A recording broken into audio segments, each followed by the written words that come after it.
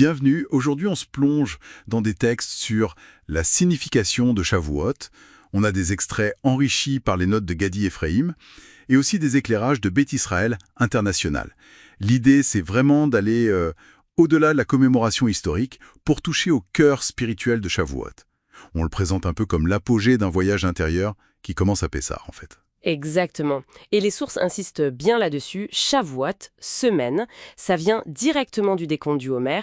Et ces 49 jours, c'est pas juste un calendrier, quoi. C'est vraiment vu comme une feuille de route pour une transformation. Une sorte de purification spirituelle progressive. On parle même de passer de 49 portes d'impureté à 49 portes de sainteté. C'est un vrai cheminement. Ah oui, je vois. Et cette idée de cheminement, elle se voit aussi dans les différents noms de la fête, j'imagine. On pourrait commencer par Chag HaShavuot, la fête des semaines. Oui, tout à fait. Ce nom, il souligne vraiment ce parcours structuré de l'Égypte au Sinaï, de la libération physique vers, disons, un but spirituel. Et Gadi Ephraim insiste beaucoup là-dessus.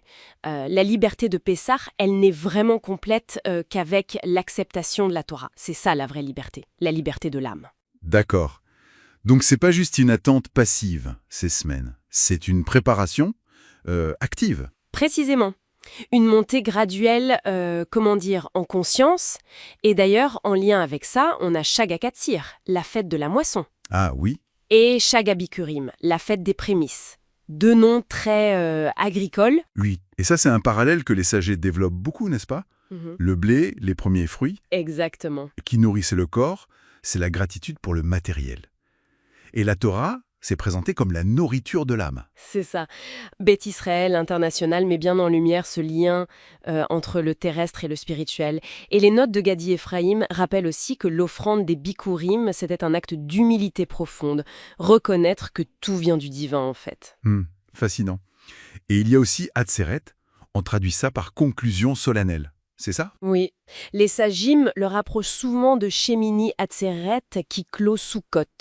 Atzeret, ici, ça marque l'achèvement du processus qui a commencé à Pessah. Si Pessah libère le corps, Shavuot, comme le souligne Beth Israël International, c'est la libération de l'âme, par son union avec la Torah. C'est un peu comme un temps additionnel, si on veut, pour savourer cette rencontre. D'accord, je vois. Et ça nous amène au nom peut-être le plus central, non? Zaman Matan Torah Tainu, le temps du don de notre Torah. Ah oui, celui-là est crucial. Et ce qui est intéressant, c'est que, la Torah écrite ne date pas explicitement le don de la Torah Shavuot, mais la tradition orale, elle, par tout un calcul, établit ce lien de façon très claire. Mais Gadi Ephraim insiste bien, ce n'est pas juste un souvenir historique. C'est un événement qui est censé se revivre chaque année. Spirituellement, c'est comme si les cieux s'ouvraient à nouveau. Donc l'idée clé, si je comprends bien, c'est que cette révélation, elle n'est pas figée dans le passé. Elle reste accessible là, maintenant. C'est exactement ça. La voix d'Isinaï, d'après ses enseignements, elle continue de résonner.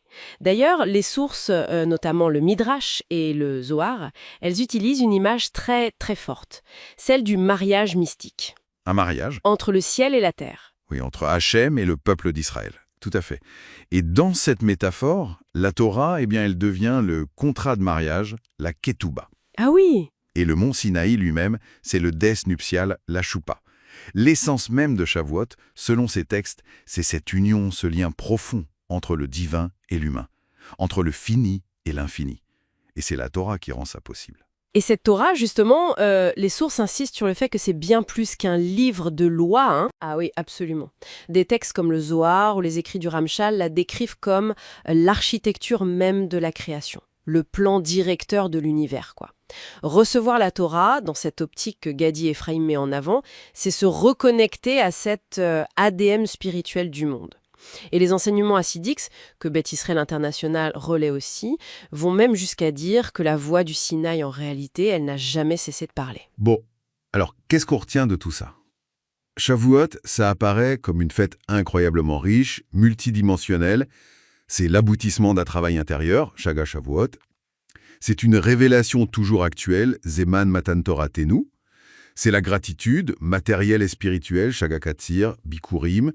Et puis, cette union sacrée, ce mariage. C'est tout à fait ça. Les perspectives de Beth Israël International et de Gadi Ephraim, elles convergent bien pour nous montrer que l'important, ce n'est pas seulement ce qui a été donné dans le passé, c'est ce qui continue d'être donné en permanence. L'invitation à se tenir au pied du Sinaï, à recevoir la Torah, elle est renouvelée chaque année, pour chacun d'entre nous en fait.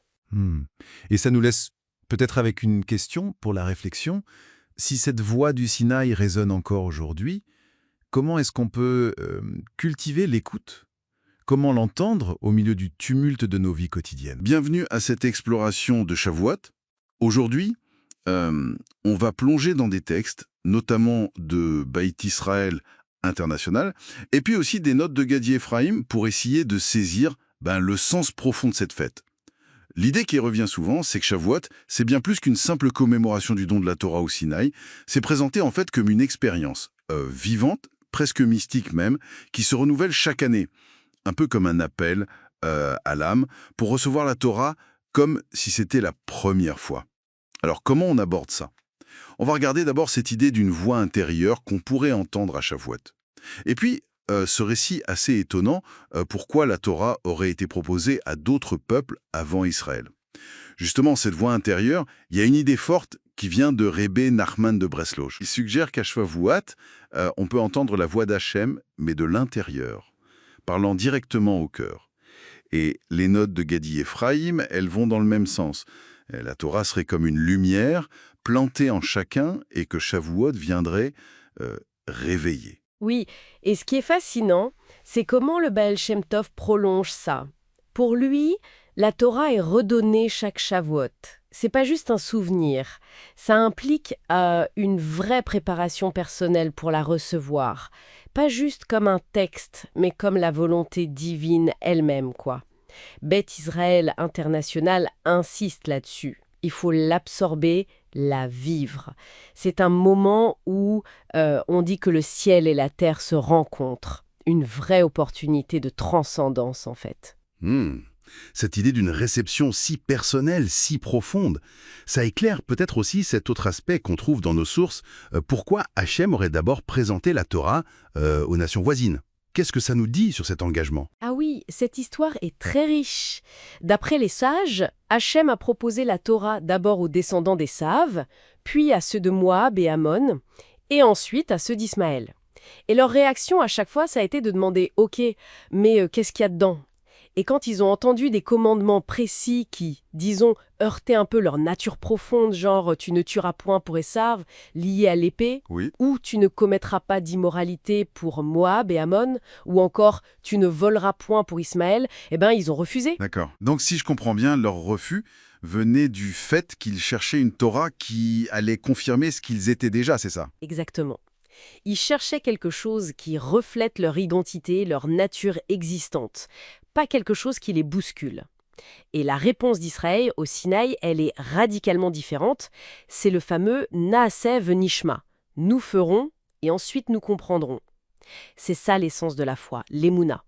Un engagement qui vient avant la compréhension totale, l'analyse intellectuelle. Le Zohar dit même que cet acte de foi leur a valu de recevoir des couronnes spirituelles, une sorte d'élévation immédiate. Ah oui, des couronnes. Une transformation donc. Et cette idée est acceptée avant de comprendre. Comment les autres maîtres l'interprètent ? Le Sfat Emet, par exemple, développe ça magnifiquement. Il explique qu'Israël n'a pas accepté la Torah pour refléter sa nature, mais bien pour la transformer. C'est ça la clé de leur acceptation. Pour la transformer, d'accord. Oui. Et le Maharal de Prague, lui, il renforce cette idée. Il dit que la Torah est là pour affiner, pour élever notre nature première, nos instincts, pour nous aider à dépasser ça, pour atteindre un idéal divin. Donc, recevoir pleinement la Torah, ça suppose une volonté de se dépasser soi-même.